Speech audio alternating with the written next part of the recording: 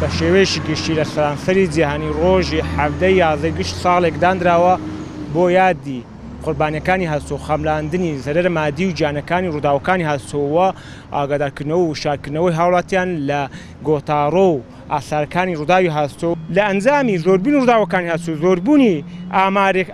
ئامارەکانی ڕووداوی هاتوچۆ و کەرستەی هاتوچۆ بە ئۆتۆمبیل و بە قیتار و بە سەرجەم زۆرەکانی پێناوەکانی گواستنەوە بۆیە وادان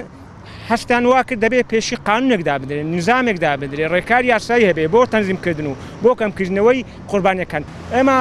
ئامار ڕووداوەکان لە ئەم ساڵە لە 100 ڕوودا و ڕەتداوە و ژمارە قوربانیەکانیش لە 100 زیاتر هەیە بە مردن و بریندار بوونەوە.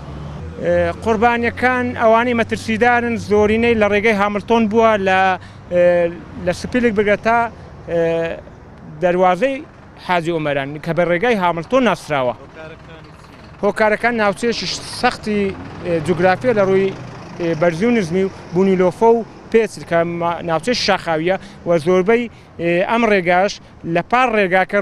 بوونی ڕووبار و دۆڵ و کەندەران هەنا ئەمەش هۆکارێک لە کەمترین حاڵەت و کەمترین ڕوودا و کەمترین هەلەی شوفێرکەوە ڕووداوێکی خەتەرناک و گیانبەری لێ بەرهەم دێ.